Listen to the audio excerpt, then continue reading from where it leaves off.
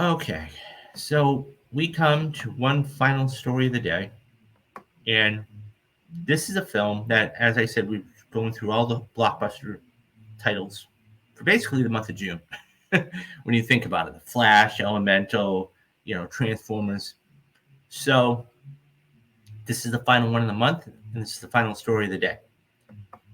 And I'm talking about Indiana Jones. Indiana Jones 5. What to say about this movie? Um, I'm excited for it. I'm interested in it, but I think it's going to struggle mightily because here's the thing. And by the way, I said this was one of the Flash. I had said, let me back up and say one more thing. I said the Flash was going to be winning 2 weekends, and I said this was going to be winning 2 weekends. I don't know. I honestly don't know anymore. I might have to eat my words in that. But that being said, this is one of those films that I think it's going to struggle. I don't get me wrong. I love Indiana Jones. I love Indiana Jones. I love the character. I love the adventures. But you're only as good as your last movie.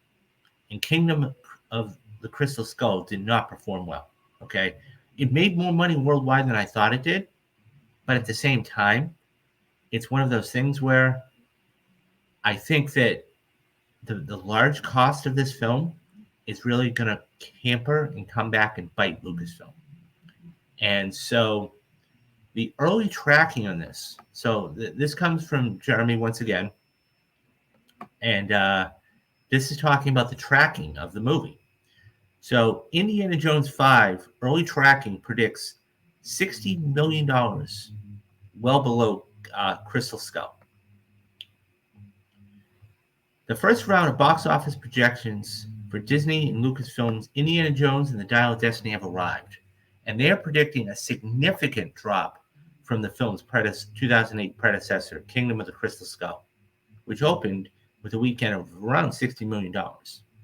By comparison, Crystal Skull, which opened on a Thursday before Memorial Day 15 years ago, earned a Friday to Sunday opening of $100 million, going on to gross $317 million domestic and $790 million worldwide, which is relatively very good.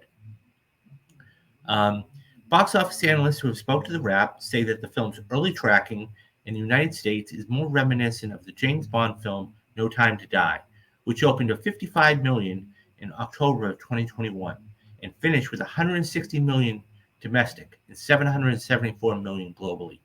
Another comparison being used is Mission Impossible Fallout, which opened at $61.2 million in the summer of 2018 and grossed $220 million domestic and $790 million worldwide against a reported $178 million budget before marketing.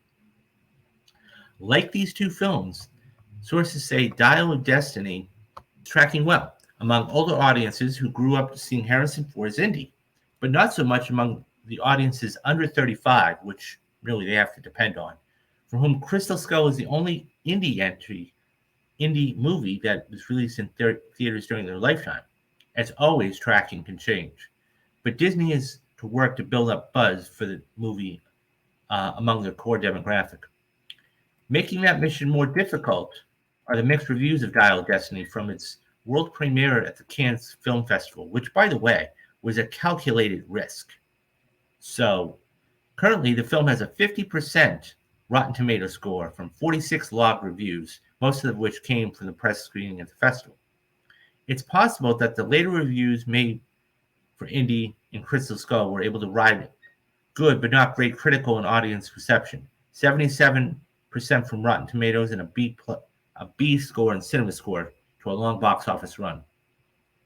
But with a reported $295 million budget before marketing, Dial of Destiny has to gain traction across demographics, not just nostalgic boomers, but Gen X, in order to turn a profit.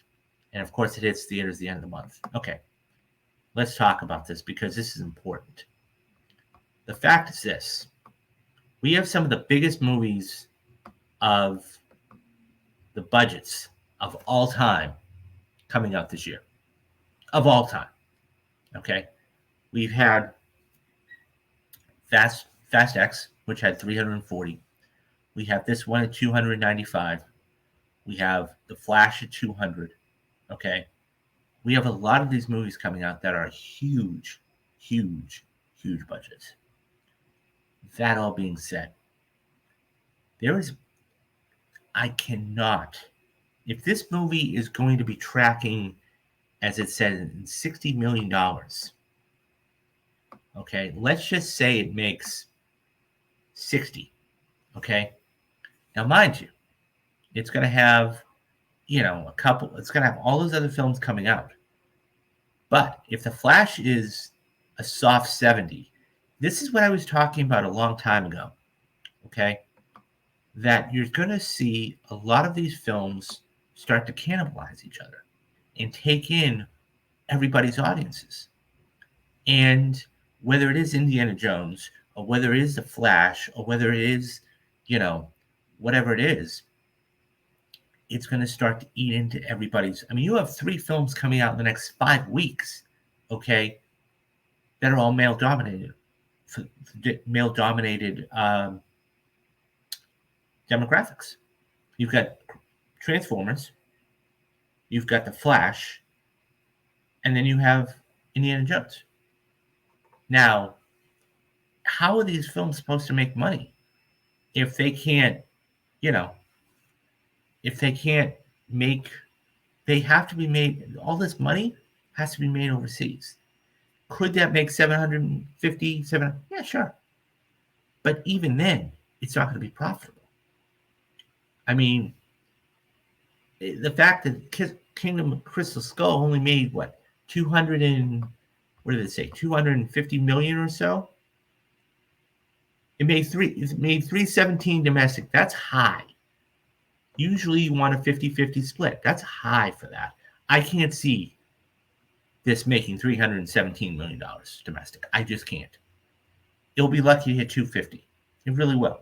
Especially if the reviews are not good. Okay? Especially if the reviews are not good. So, I don't know. I mean, I'd like to think, that it's going to, do something, but,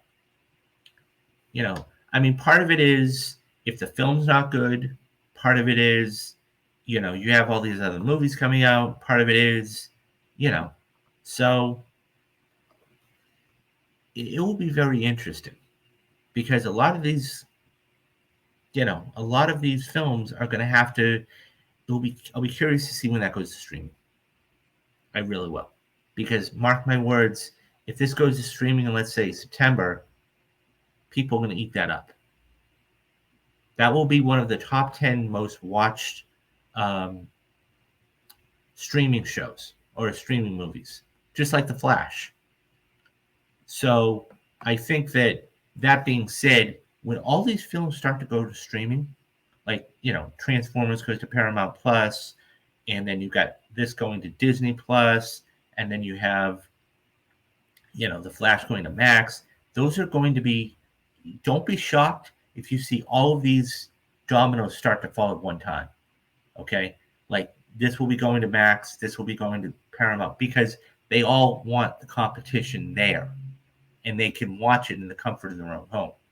But they're going to try to get as many dollars as possible out in the theater. So we'll see about that. Anyways, guys, what do you think about these numbers for Indiana Jones? Do you think they're low? Do you think it's going to make more than $60 million? Or do you think that's right on par for what it should be making? How much do you think it could make domestic?